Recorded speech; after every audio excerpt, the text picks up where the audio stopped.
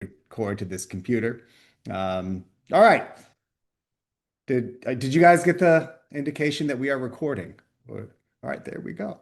All right, we're gonna get started now. I'm Joel Christensen. I'm at the CUNY Graduate Center. We're here today to talk about what we're looking for in Nolan's Odyssey. My co-host today is Elton. I'll let him introduce himself.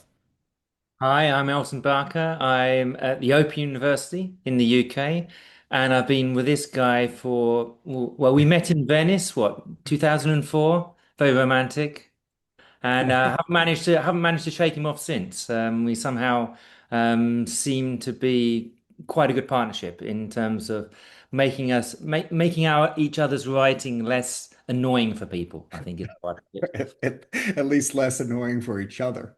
Yeah. All right, So, the way we're the way we're going to do it is I'm just going to call on people as they come in and as they're here. I'm going to ask two questions like, what are you looking for in Nolan's movie? And second, is there anything you want to promote? Do you want people to go to a website? Do you want people to know about some work you're doing? Do you just want them to think about something else besides Nolan's Odyssey? This is all part of our contribution to the, say, Odysseus industrial complex to see if we can actually get to an Odyssey saturation point.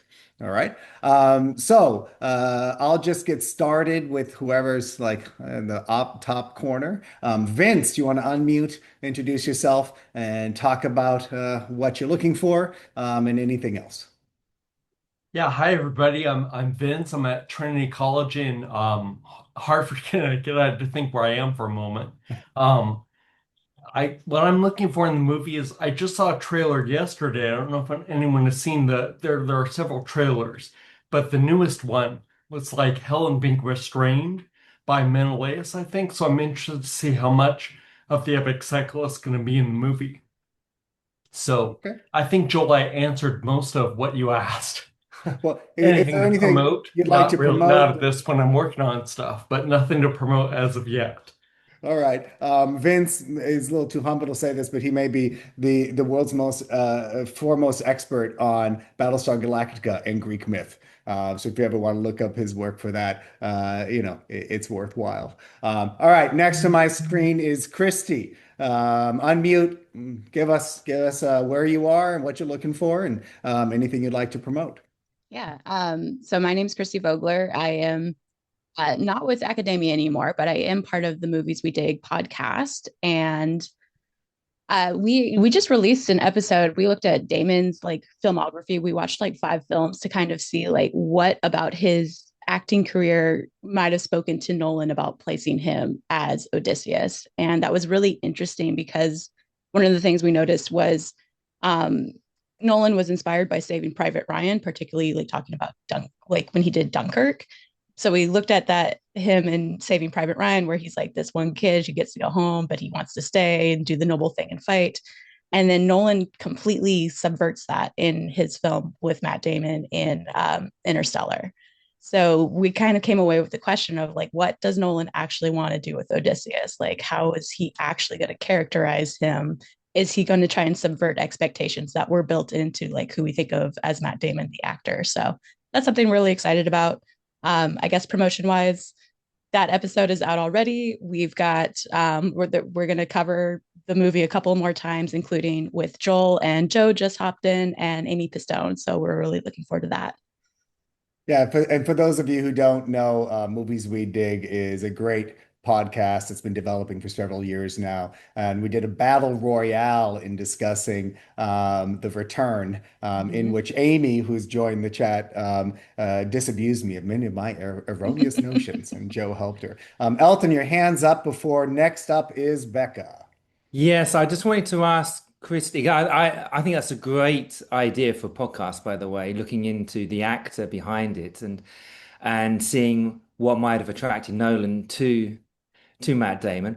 I guess you must have been talking about the Bourne series as well, and the Yep. emphasis on him trying to find out his identity. Being And lost in the Mediterranean Sea. yeah, Yep. yeah, yeah, yeah. That's We did 5 films. We did Saving Pri no, Goodwill Hunting. which almost was more of like a Telemachus story, we think. Saving Private Ryan, Born Identity, Interstellar, and The Martian. And yeah, it was a lot of fun. So My one question is how are you going to fit We Bought a Zoo into that mix? But or maybe leave that for Spirit, later. For Stallion of Spirit. the Cimarron, like who knows? It's for the full dad bod motif. Becca. Actually, sorry. We'll get to Beckham today. I was thinking of what's the film? I just left me now. Old man syndrome. I'm sorry. Where he pretends to be someone that he isn't. Um, The Talented Mr. Ripley. the Yes. talented Mr. Ripley. So I think that's a really nice one too. I mean, of course, we're also this is what we're doing In here. it, he says he's Speculating. nobody when he's Yeah, along the like yeah, cave yeah. cliff. So yeah. Yeah. Oh, I think you could do something for Anne Hathaway as Penelope too. Like it was a really fun, it was Colin's idea. So credit to him for coming up with it. And it was something different to come at Nolan's Odyssey, which was kind of a nice refresh for us. All right, Becca, what have you got? Hi, I'm Becca. I'm Joel's research assistant. And I am really interested in fandom and fan interpretation, vis-a-vis like reception studies. So I'm going to be really interested to look academically at the fan fiction that comes out of this. Um, and yeah, I guess promotion, read Joel's book. Oh, geez. Thank you, Becca. Kevin, first Canadian entry of the day. Yeah, hey everybody. I'm Kevin Soles. I'm the head of humanities and university transfer at a community college in Northern Alberta called Portage College. I'm interested to see how the film handles transitions and flashbacks. I've been stuck on Anna Bonifazi's treatment of Autar and other particles in Homer as indicating shifts in the action in the mind's eye of the audience. And so shifts in the action in the mind's eye of the audience has really been on my mind for a few years now. And so there's a lot of these in the epic.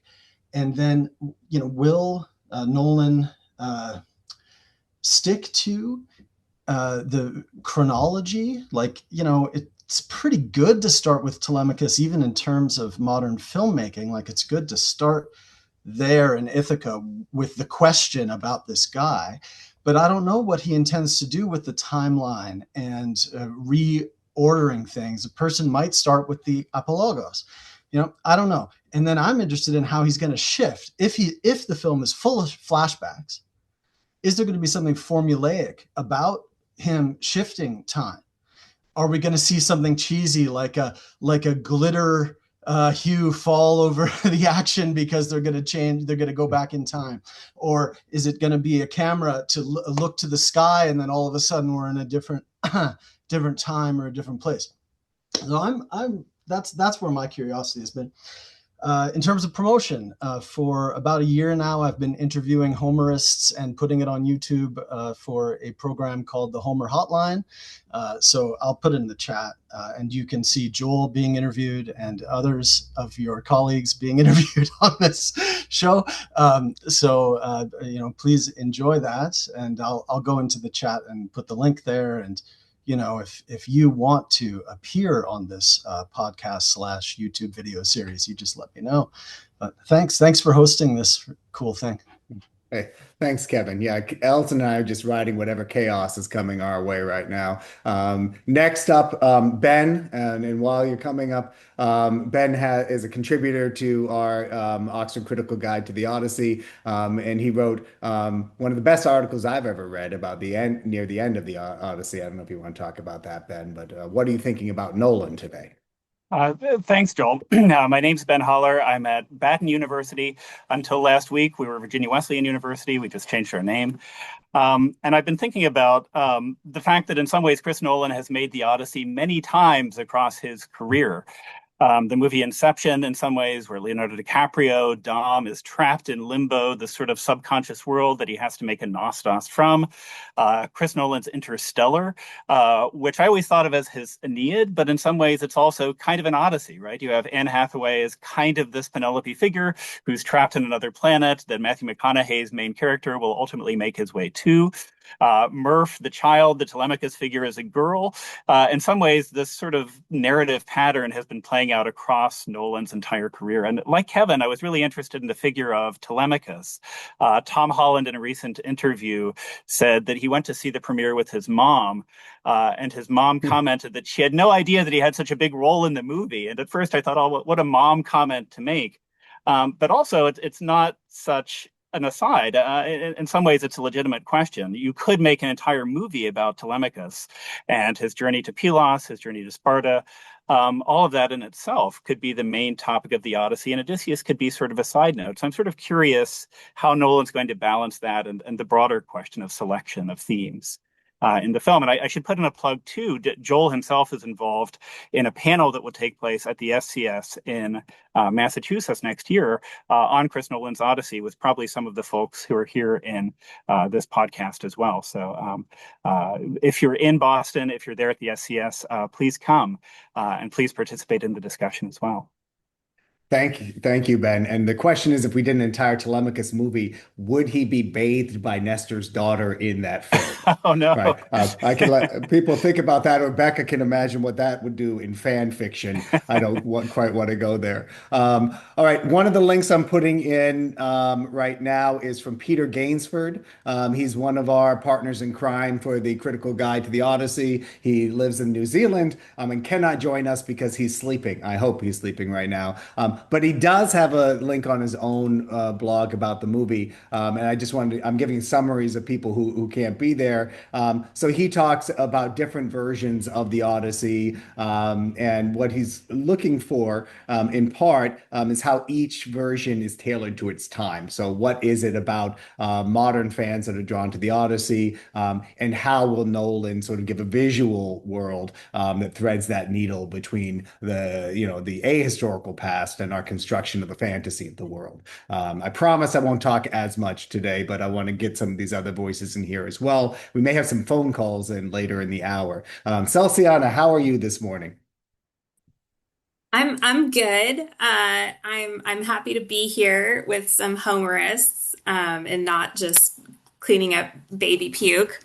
Um, I'm primarily interested in how this movie is going to, promote our brand, and like what image of Homer is being projected into the wider world of people who like generally don't care about Homer. Uh, so obviously Christopher Nolan's a big name. This movie's getting a lot of press. It's getting great reviews. So my hope is that it will leave people with a positive impression of the Odyssey. But so part of my what I've been thinking about a lot is the register that Nolan has chosen. Like obviously the American accents are an interesting choice. Which I think is good, because we don't just need all of the classics movies to have people with like fake British accents. That's unnecessary.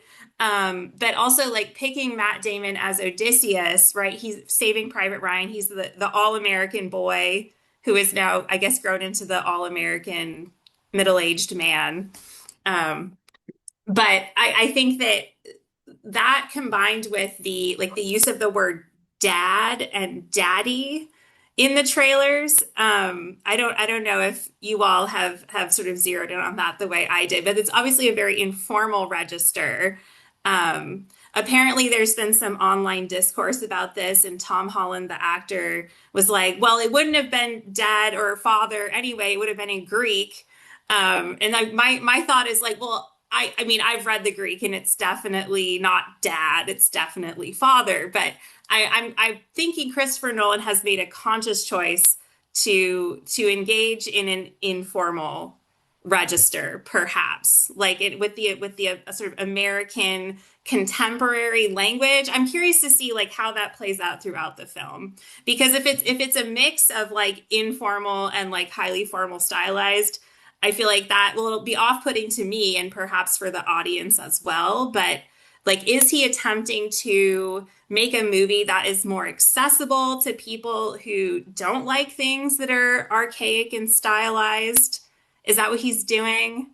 Well, we'll see. we'll see. I reserve judgment. Celsiana, do you want to promote your forthcoming book? Yes, I have a forthcoming book. It's called Gendered Voices in the Iliad, Lament and Heroic Glory. So it's not about the Odyssey, but it check it out if you're interested. Yeah, I, thanks, I Joel. Yeah, I've seen it before. I dare say it will change the way people read the Odyssey. So hold on, September it comes out. You should check it out. And while we're talking about Daddy in the Odyssey, online discourse has attached this one. Daniel Mendelsohn has engaged on Twitter and made the comment that Telemachus does call Eumaeus Atta. For Daddy, but I'm not quite sure where that gets us because I think Celcion is really right. It's about discourse and register and how audiences receive it. So I'll be listening for that too. Tony, another one. Sorry, you come right after Celciana has dissed British accents, but we're sensitive to that in the US, especially given the sporting events over the weekend. How are you, Tony? I'm fine, thanks, Joel. I'm Tony Keane. I'm work for the University of Notre Dame for their London program, where I teach mythology in Roman Britain. What I am, what I really am am interested to see how Nolan does it is how he handles the structure, because most modern adaptations of the Odyssey um, zoom in on books 9 to 12, the adventures on the way back, and they make that the central thing. And that's true even of Joyce's Ulysses, which I realized pulls, I think, more than half of its episodes from those four books. Now, obviously, that's only four books out of 24. Um, all of us who know the Odyssey know that actually that and the Telemachia and Odysseus getting to Phaeacia are all backstory for the main event, which is his return to Ithaca um, in the last 12 books. What I'm what interests me is I've studied the first two trailers. I haven't really studied the third trailer yet, but the first trailer looks very much like a conventional modern Odyssey adaptation, and it's here's the Cyclops, here are the Lystrigonians, blah blah blah blah. The second trailer is much more about Ithaca, and I'm wondering if we're going to see a much more heavily Ithaca-centered Odyssey than some of the versions that we've seen in the past. Um, in terms of promotion, I have got a chapter in this, which came out, I think, last month. Amanda Potter, Natalie Swain, and Collie Skavinsky's The Classical Reception and Impact of Wonder Woman in comics and film. I've got a chapter on George Perez's Wonder Woman, the way he reinvented it as a mythological comic, and we've got a launch event for this um, a week on Wednesday on the 22nd, online launch event, and it's 9 o'clock my time, which I guess makes it 4 o'clock Eastern Standard Time. Yep.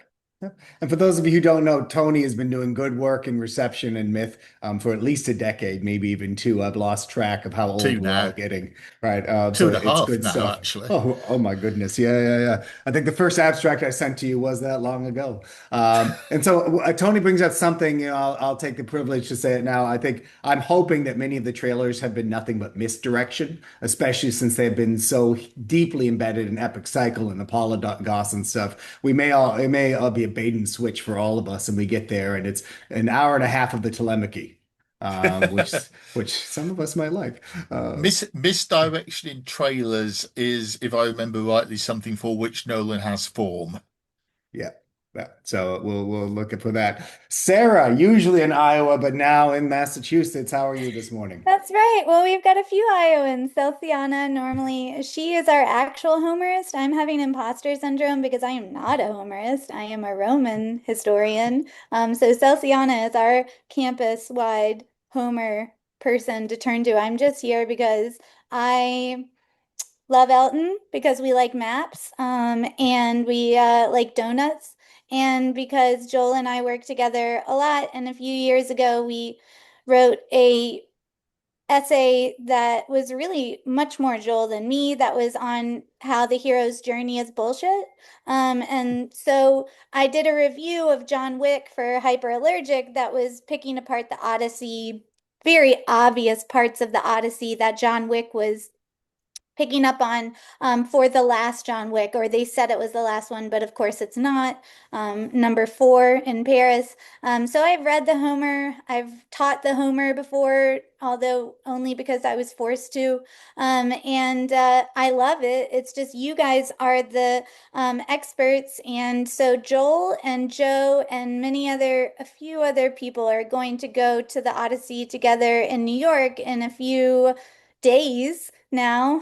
And I will just enjoy listening to the Homerists cussing and like being upset under their breath. But most of my interest is to hear what you guys are interested in, because Joel is going to review it for Hyperallergic, which is I'm a regular contributor, but I also sometimes have a hand in passing out various essays for people to write. And so they asked me to write it, and I was like, absolutely not. There's a 50 times better person to do that. And so I have the feeling that all of the people on this call, you guys are going to be asked to do much more public humanities going forward. Exactly what Celsiana said, that this is a moment, that this is something that the Romanists, we all went through, not for Gladiator 2 as much, but really for Gladiator 1, which I was not a professional yet. But Kathleen Coleman tells me that it was much like this moment, right? That the phone starts ringing and you have to be ready for it. So I thought this phone call was a really good idea, because I'm not ready for that moment, but I know you guys are going to pick up the phone and have a lot of people interested. And I don't want it to just be Daniel Mendelsohn that gets asked. I don't want it to be Mary Beard, which I'm very like, why? I mean, there's more people in this world doing public humanities and capable of doing public humanities than Tom Holland, Mary Beard, and Daniel Mendelsohn. So I just really want to see that, and I'm excited for that. And the only thing to plug is that a bunch of us have a newsletter called Past Imperfect that Joel and myself and Nandini Pandey and Stephanie Wong and Colin McCaffrey co-founded. And there is a lot of Homer stuff on there, but it's really just a way to connect people and keep people together. And how I met Joel is through Patrice many years ago. Yeah. I can always leave it to Sarah to bring the fastballs early on a Monday morning. But the comment about past and perfect and public humanities is really important, Sarah, because one of the things that I've really been thinking about in the Nolan discourse online is the giant gap between what we say about Homer and what the conversations we have and the public. And I know a lot of this is because of the world and structures we can't change, but I also wonder how much of it is on us not going out and trying to persuade. What I find especially is that among classicists and literary people who should read our work and know what we say about Homer, there's also a tremendous gap. And I, for one, want us to work at sort of whittling that down. So thank you for bringing that up. Ronald, return to Europe for a take. Yeah, we will. Thanks. Good to see you, Joel, and Nice some to other see you. familiar faces here, and great to meet all these new people. I'm Ronald Blankenborg. I'm at Radboud University and Free University, both in the Netherlands. Well, written quite a few things on the Odyssey, so here's the promotion part. And then towards this movie, there's a lot of things that I'm looking forward to, and to see how Nolan handled them. And one of the main issues is actually how he's going to deal with time. Kevin already mentioned it, and started with it? Will he follow the structure of the Odyssey, or will he make a chronicle out of it, like linear storytelling, starting from Troy, meeting monsters and nymphs, and then finally arriving at Ithaca? Or will he do something else? I have no idea yet, actually. Looking forward to seeing the film. Well, unfortunately, not together with some of you in New York, but somewhere else. Um, because Nolan, of course, plays a lot with time in his movies, and in several of his films, he actually made time one of the main characters and one of the main plot elements and one of the driving forces behind plot. And usually, I tend to see something similar in the Odyssey, where we find the epilogue as a time managing instrument dealing with the past 10 years. And we only have a few days to go before he arrives on Ithaca and has to do his thing.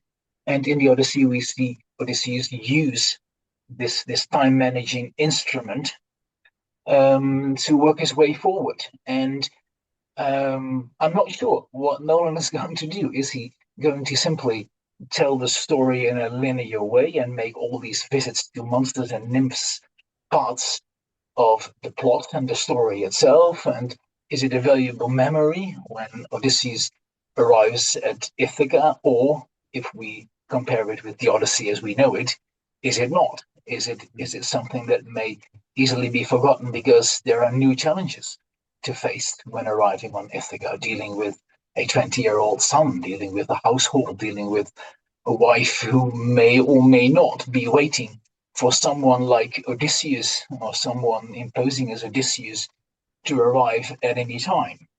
So, on the one hand, I fear seeing a movie that looks like a one-dimensional adventure plus love story. And at the same time, I want to trust that Nolan will not have taken that turn, but presents us with something else. So clearly looking forward to it. And of course, Yeah. all your comments and all your Yeah. questions, since we know so little yet. Yeah, and I Thank you. think some early coverage that had Anne Hathaway and Matt Damon talking about it being a romance gave me a little bit of a shiver Oh, yeah. because if they don't hit the hard parts of book 24 in the movie, you will hear my primal scream from Lower Manhattan on Thursday night. Oh, All right, yeah. one more comment from someone who can't be here. Rachel Lesser, who's written an amazing book, Desire and the Iliad, can't join us today, but writes that she's intrigued by how Nolan represents the Naquia, the corpse party. Sorry, that's the wrong way to put it. In Odyssey 11. From the trailer, it seems like the dead are going to be popping out of the ground in pretty scary and fantastic ways, and it could be very effective. So when we get to the Odysseus level 20 necromancer section of the movie, we can think of Lesser and The Walking Dead. Katie, I think you're our first participant from the Mountain Time Zone this morning. Oh no, I'm Eastern. No? I'm in Oh, you're Michigan. Eastern. Okay, you're in Yeah, yeah, Michigan. All right. yeah. How are Which you? has one small mountain, I think, somewhere. Okay. I'm good. I'm happy to meet you all. Hi, I'm Katie Hartsock. I'm primarily a poet, but have a background in classics, and I teach mythology in gen eds at Oakland University in Michigan, where I teach. And I'm really excited for several things that have already been brought up, how much of the timeline from Troy will be involved. To your point about bathing, Joel, I was like, will we see Matt Damon bathed by Lupita? Like very, very briefly, I wonder. And I guess I'm also primarily interested in the language. There's so many adaptations, most notably BBC, Netflix's Troy Fall of a City, where I had to stop watching because the writing was so bad. Like I couldn't stand seeing these characters reduced to like kind of soap opera, even bad soap opera level discourse. And I often tell my students like, a la James Carville's 1992 presidential election quote, "It's the economy, stupid."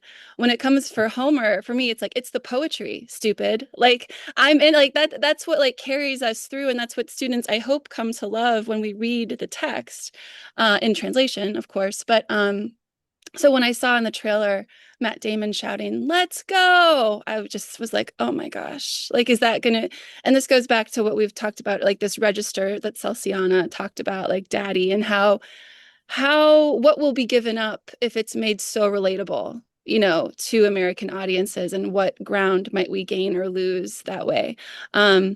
And yeah, and I guess I'm also excited about how I was disappointed to hear Anne Hathaway was chosen, but some of the comments I've heard about her acting career previous informing that choice have gotten me more open to thinking about it, because I do think of her as such a classic American face. It was hard for me to um, imagine her as part of that spread.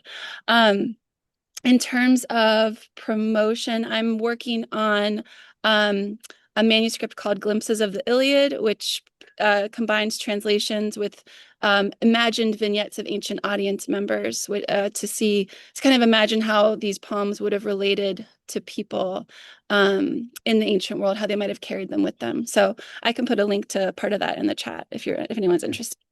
Yeah, please do. I would love to see more about that. As a PSA, I've been asked to ask if anybody's willing to write a review of the Full Disclosure Iliad for Epic Threads, which is something that just came out from Jeff Wright, and I actually may have it here. Sorry. So this book by Jeff Wright retells the story of the Trojan War and epic cycle in a approachable way. All right, so I believe Emily's next. Emily, how are you doing today? You're muted. You got to unmute to join us. Sorry about that. Nice to see you all. Thank you for organizing this. And I feel very grateful to Christopher Nolan for launching this whole enterprise. I guess the things I'm concerned about, or I'm interested to see, is how subtly. Oh, I should say I teach at Sarah Lawrence College. I'm interested to see how subtly or unsubtly or tendentiously Nolan deals with the social and moral and political issues, specifically the vengeance theme. Think it'll be interesting to see how he connects or doesn't connect it to things that are swirling in the public consciousness right now about revenge. And the other interest I have is to see whether this translates into increased interest in undergraduate enrollment in classics, specifically Greek language courses even. I get a lot of students who have read the Rick Riordan, Percy Jackson series. They love mythology. And so if this becomes a sort of a gateway, that would be something I would be hopeful for. Yeah, and I think for those of us who've taught a few cycles of this media, of our media world, these impacts are real. I remember when 300 came out, and I went and watched it and cringed, but then students flocked to the classroom. Or God of War is another thing. Rick Riordan's Percy Jackson books. And then I can say I don't know that I've had many students come and say, "Oh, Troy inspired me to come and take your class." So maybe it will have that impact, right? Amy, I know you're ready to go and to talk to us about several different things, but what do you got? Um, well, I've just been running my mouth in the chat. I'm Amy Pistone. I'm coming from the Pacific time zone, so it's fairly early for me. But I am most, I think, well, for one, I am really interested in the interest that students may have. I'm working on a movie screening for the fall, and thinking about ways to use this as sort of a outreach, enrollment boosting kind of thing, because this is a really like major high profile classical thing. And so thinking about ways to really capitalize on that, sort of whether or not the movie is something that I like, I think it's still a really valuable opportunity to do things with student clubs, things like that, as an entry point into getting students to think about, the sort of like, okay, well, you loved Percy Jackson. Let's talk about what is and isn't true to ancient sources about that. And I think that there's a lot of good opportunities for that with this as well. And getting into discussions of Homer and is there such a thing as a Homer? What are we even talking about when we talk about the Odyssey? Things like that. I'm a little too online for my own good and have seen a lot of the people fighting about how this isn't people with bad objections to things about this movie.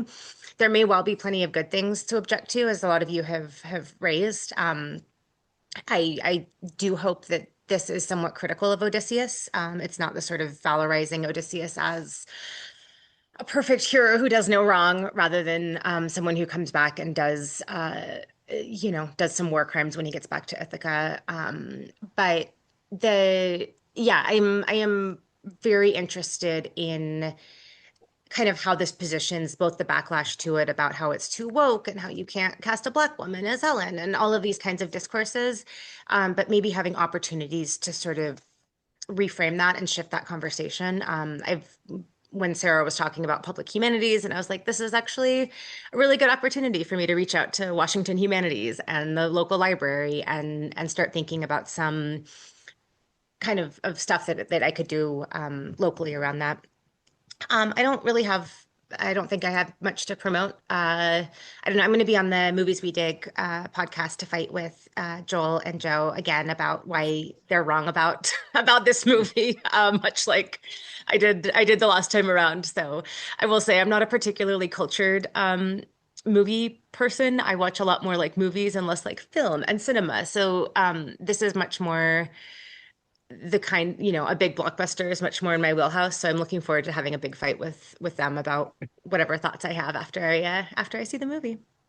All I can say is get yourself professional and personal friends who tell you when you're wrong, like Amy, who's from Gonzaga. I don't know if you said that, but I want people to know how to find you because you Yes, volunteered to do the Gonzaga. public humanities thing. Gonzaga. I have to. Gonzaga. Christy's getting in Sorry. here.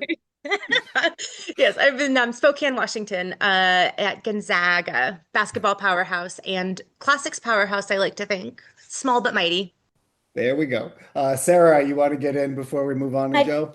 I just want to quickly say, because Amy is interested in this and I am as well, is that we're restarting at our local brewery called Big Grove, our talks at the Grove. There's so much alcohol in all of Homer. Like you go to a bar, I kid you not, you pitch them that you're going to give a free lecture.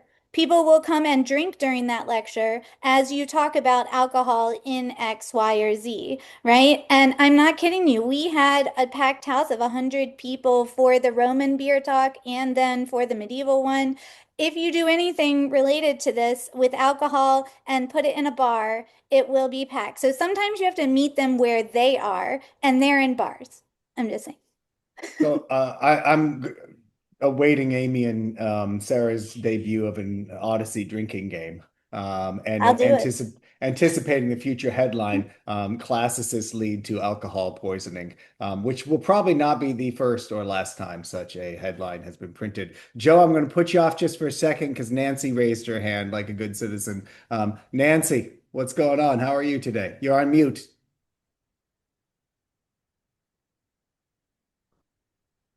There. Okay. Looks like my picture is frozen, so I'm not You have frozen, but you are unmuted. Let me just try again. It's weird. It's a little strange. I'm going to lower my hand.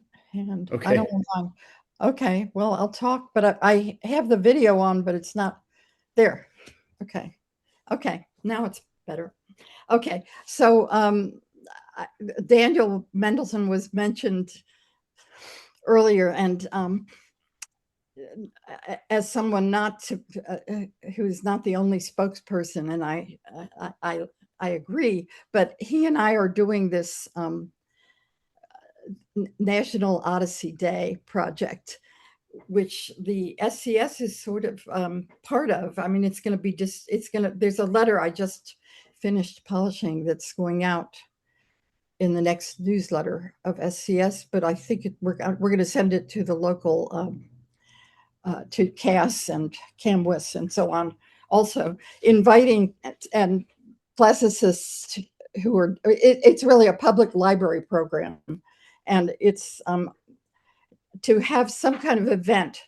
It's going to be in October, and for various reasons. So it's not August, it's not early September, but somehow in October. So we're proposing a National Odyssey Day where classicists around the country, and it could be elsewhere too, but we're not trying not to make it too grandiose, but would offer something at their local public library for various kinds of audiences, whatever works in their particular community.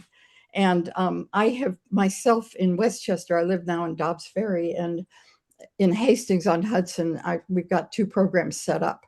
One for one in the evening for adults, and then one on a Sunday afternoon for school children of some ages, various ages. I don't know what exactly we're going to do since I haven't seen the film yet, but I'm coming on Thursday. I'll see you there, some of you.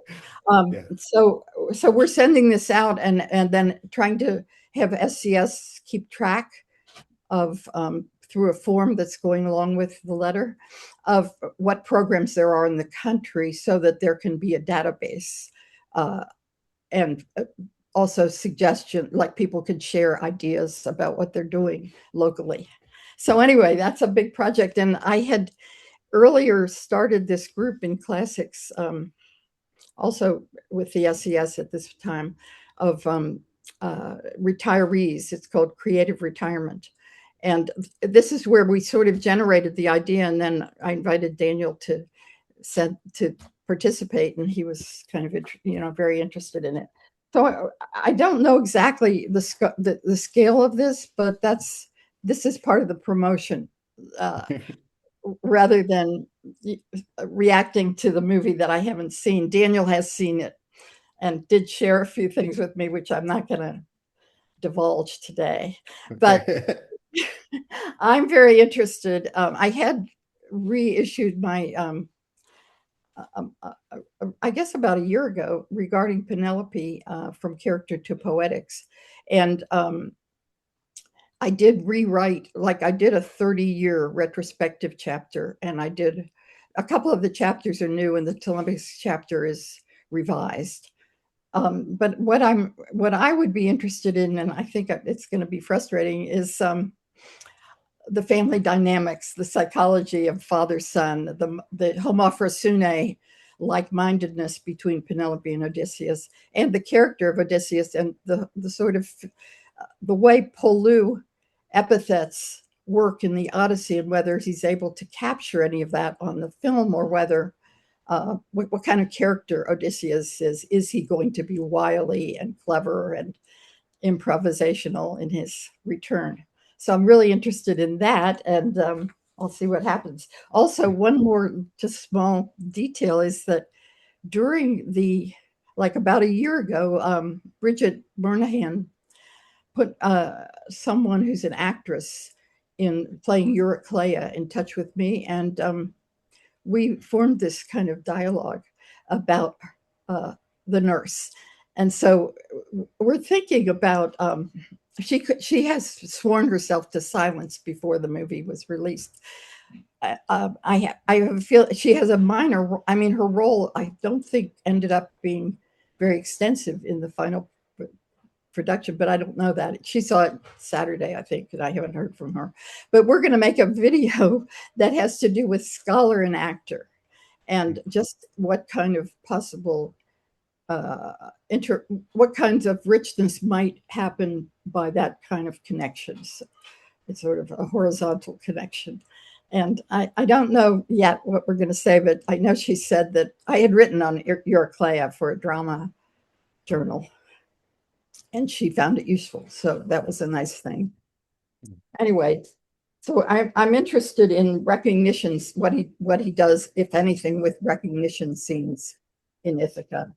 and the Right. suits of How will we get into Argos's mind as he smells his master for the first time in right. 20 years? So, Nancy, make sure you let us know about Odyssey Day. We'll promote that and Past Okay. Imperfect. And for those of you who didn't get it, weren't listening and don't know the book, her book regarding Penelope is one of the books that changed the way I read the Odyssey. So check out Nancy Felson's regarding Penelope. Joe. We've been waiting for you, Joe Goodkin, then Joe Howley. We're going to do double Joe magic here. Unmute and let us know what you're looking for. Hi, everybody. How's it going?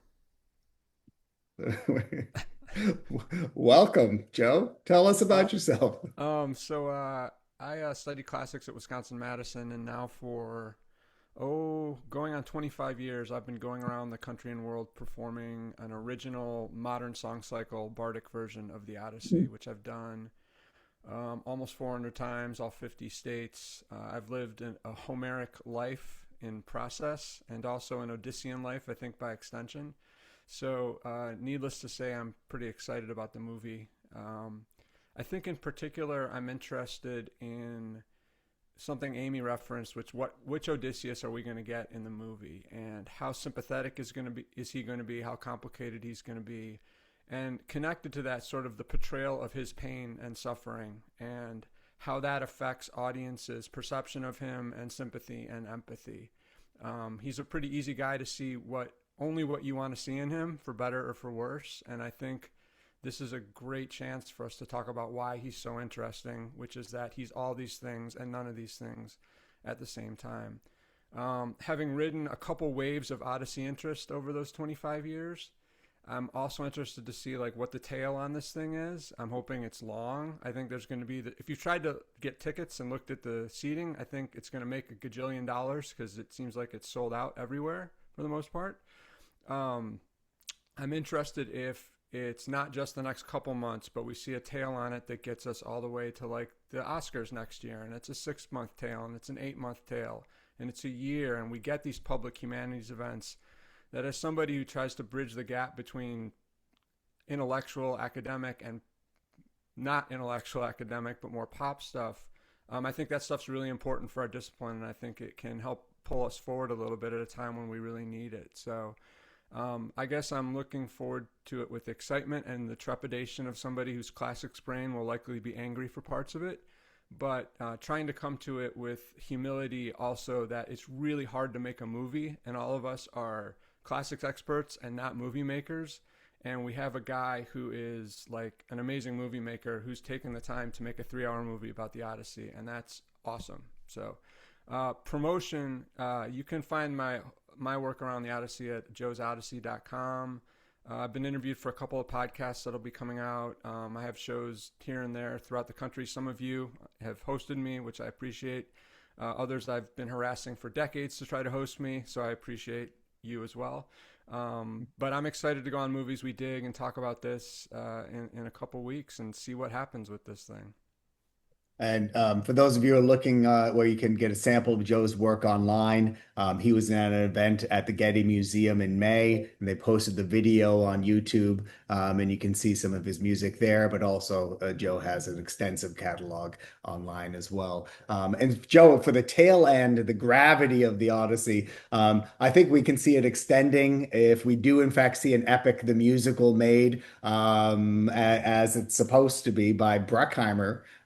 It's going to be a wild ride as we sort of turn into that vibe going forward. Joe Howley. I was going to Oh, add, sorry. there's one more Yeah, thing Christy. to watch. Emma Yep. Thompson is going to try and adapt Silence of the Girls as well, supposedly. So that is also in the works. All right. So it's going to be all Odyssey all the time, which is, I guess, good business for this crowd. Joe Howley, not a Homerist, but you're interested and you're uptown. What have you got for us? Yeah, I'm totally fake Homerist here. Thanks. I'm a Romanist and interested in kind of ancient origins of classicism and social history of writing and literature. All I have to plug is this book, Writing, Enslavement, and Power in the Roman Mediterranean, which has an excellent essay by Sarah Bond, lots of others not relevant to the Homer chat. But I think I'm here in part because I've spent the last years teaching in and then directing Columbia University's literature humanities course, which is our like flagship first year gen ed literature course that all the students have to take. So like making our students read the Odyssey in their first month as undergraduates is kind of part of the brand of our undergraduate program here. Um, I spent a lot of the last few years actually as the director of the program teaching people how to teach the Odyssey in this kind of gen ed context. And that's made me interested in a lot of these kind of public humanities questions here. I mean, I am interested in the question of how do we leverage interest in this into greater interest in what we do. And I've found that it's not easy or self-evident how and where to make the pitch that if you enjoyed this, there's more to be enjoyed from learning ancient Greek. I mean, we understand it intuitively, but where and how to make that pitch to our students hasn't always been clear. One of the challenges we face at Columbia, frankly, is this course where all the students read Homer is mostly taught by non-classicists. I mean, in fact, the university's like PR office just did this whole feature interviewing faculty about this movie and like how pumped they are for this movie. And I share it here because you can see there is not a single classics professor interviewed. It's all English and comparative lit professors.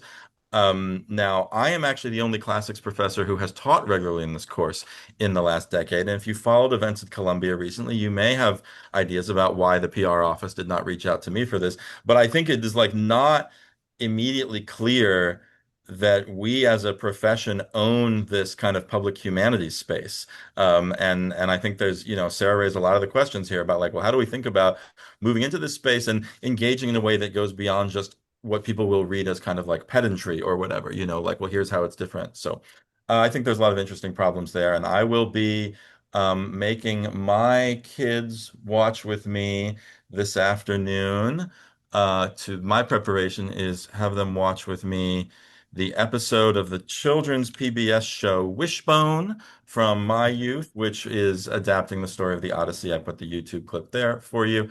The thing I'm really wondering about in this film is how it's going to deal with the kind of literariness and storytellingness of it all. I mean, that for me is the thing that emerges every year when I teach this course in the context of a kind of big picture history of literatures. We read Gilgamesh, we read the Iliad.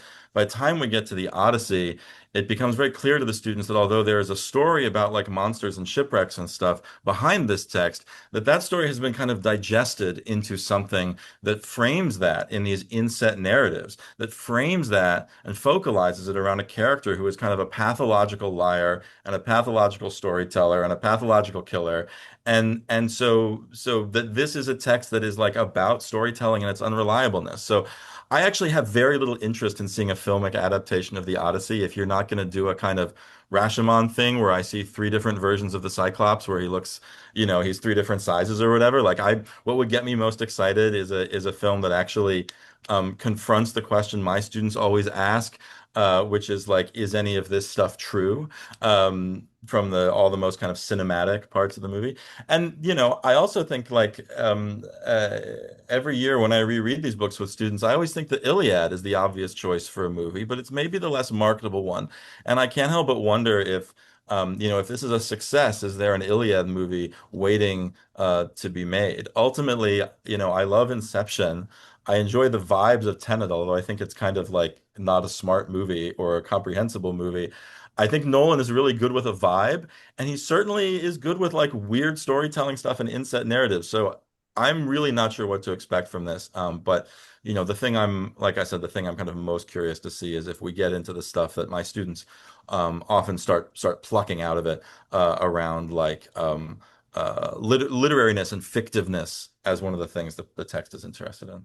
So thanks. I'm learning a ton, and I'm getting much more hyped for the movie now with the benefit of everyone else's interests. So thank you. Well, Joe, in response to our need to get or our opportunity to get converts as part of this, in the news yesterday, and several people sent me this link. There is now a Trojan horse at Lincoln Center outside the movie theater there. So you and I can meet there in 20 minutes, steal the horse, and go around and burst out in various places with samples of Greek for people. Maybe that'll do it. No, I think that would do it. Yeah. Yeah. Well, Something like that. actually, we have a real problem here, Joel, which is that the gates at Columbia have been closed for the past few years. And I think if you and I just leave the horse right Look at this outside the gate. sculpture. Like, Yeah. we'll Yeah. put a We have this little. great statue of Athena in the middle of campus. Like, wouldn't this go well with it? So I think we've got a good solution here. You're a smart man. But as far as like what the money of this investment from Nolan will do for the Iliad, if anybody ever watches this and wants advice on making a 24 prestige episode prestige television version of the Iliad, I will come and help. This is what we need. Is the only way to do the Iliad. Elton will be there. Anybody else will come too. We're rounding near the end of the hour. David Meadows, the OG Rogue Classicist, has been here for a bit. David, do you feel like unmuting and joining in? I don't know. I know we heard a wishbone. Okay, so David's not in a place where he can, but I do want to acknowledge his work in rogueclassicist.com. He has a digest of almost everything going on in the classical world that happens online. And he is doing the absolutely manic work of trying to keep track of everything people are writing about Nolan's Odyssey. If you go to his new page on the website, you have to scroll for several minutes to go through the entire list, and it's overwhelming. And I thank David for everything he's done in the years and inspiring all of us to look out into the public and to get the work done there. Amy, you have a real hand up. What's going on? Yeah, I can't find where the oh, excuse me. I can't find where the raise hand electronically button is anymore when they've moved it around. I did want to mention, I know we're almost at time, but something that I forgot that I really wanted to say earlier. I think, and just because Tony had mentioned it in the chat about, I think one of the things that fails about a lot of, especially Iliad adaptations, is like, what do you do with the gods, right? You have to have them. They play a big role. That is one of the things that I will die on the hill of defending Troy Fall of a City. I think that they managed to have the gods in a way that kind of works because I think the movie Troy tries to and like you can't have that story without significant rewrites if the gods just aren't there. But like, what do you do with them? Do you have big half invisible people lumbering around the field? Like, what do you, how do you do that in a way that's compelling? And I do think, among other things, like I'm really curious to see how Nolan handles it, but also I think it is really like the Odyssey is less dependent on the having the gods play the same kind of roles that the Iliad does. And I think that that makes it one of the things that makes the Odyssey a little bit maybe easier to adapt than the Iliad is that you don't have to figure out what are you going to do with, Hera seduces Zeus so that they can go down and get involved in the battle. And like, there's just the gods play such active and involved with the humans roles in a way, whereas for the most part, Athena is always in human disguise. Like it works a lot better, right? That you don't have to like there aren't so many times where the gods talk to each other or only Odysseus is seeing Athena or right. And so I think it's just a much easier thing from the perspective of the gods. And I think that's one of the things that really is hard to make a realistic, gritty, like not campy where like Armand DeSantis Odyssey like is fun, but it's silly, right? Like it's Yeah. because of how they handle Hermes, among other things. And so like I think that's a really critical element. And I'm really curious to see how that plays because so few things recently have done that well with Homer. So we've got Christy has her hand up, and then I want to give the final word and the closing of the day to Elton, who is supposed to be my co-host. I basically ignored him because that's me, I guess. Christy and then Elton. Yeah.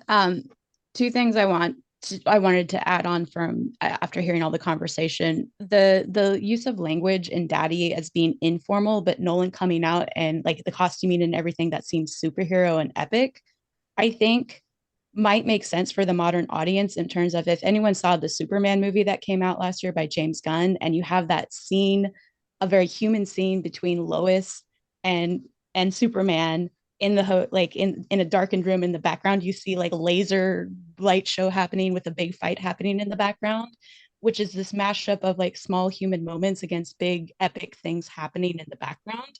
That might be speaking to something that a modern audience, a younger audience, is feeling, of the world on fire, and you still have to experience normal moments in that.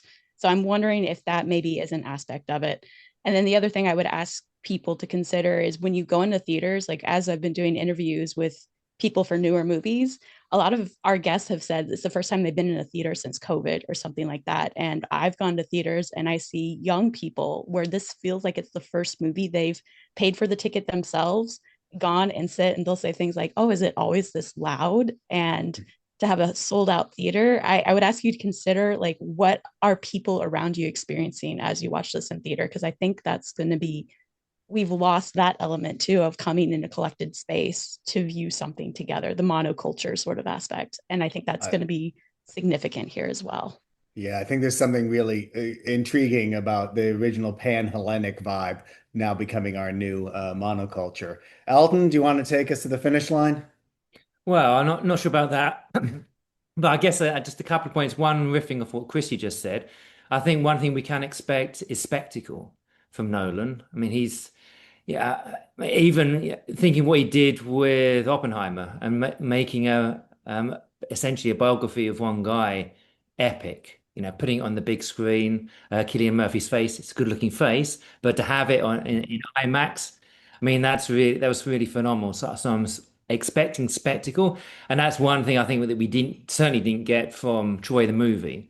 So I think that's what's getting me really excited, because he knows how to put on an epic film already, looking at his back catalogue.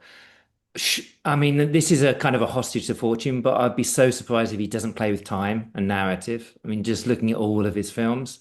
So how he's going to do that, I don't know, but I would almost lay my house on it that, well, maybe I shouldn't lay my house on it, but I'm sure it is going to be playing around with time. And the third thing is identity. To get ourselves prepared for as a family, we just rewatched the Dark Knight trilogy, and I mean, talking about rebooting, something that you didn't think could work on film. Maybe this would just sound so odd now to say that comic books, of course, they're filmic. Of course, they're going to be cinematic. It's kind of a natural genre for them. Well, before The Dark Knight, really not. I mean, I like the Tobey Maguire Spider-Man films, but to have a Batman that was serious and not just camp, and to really get you to think very hard about what it is to be a hero. Actually, I mean, a comic book hero. I mean, that was pretty phenomenal. So again, I'm expecting, I mean, who knows, but I'm expecting something similar with this. And if it's going to have I mean, someone's already mentioned it. Yeah, I think so. Someone mentioned the Homeric cinematic universe in the chat. I think I'd be signed up for that. It'd be about time to move away maybe from comics now. It's good that Nolan has moved on to another genre, but if he can reinvigorate this kind of world for us on screen, yeah, I think that would be great. So I'm looking forward to it. Let's see, but it's going to be a spectacle no matter what. All right. Well, thank you everyone for spending some time with us today. We'll put up some links and everything. We'll post this on YouTube. Feel free to send me any comments about the movie. And for those of you who'll be seeing it with me, I look forward to sitting by your side on Thursday night. Everyone take care. And I'll talk to you all again soon. All right. Bye-bye. Bye.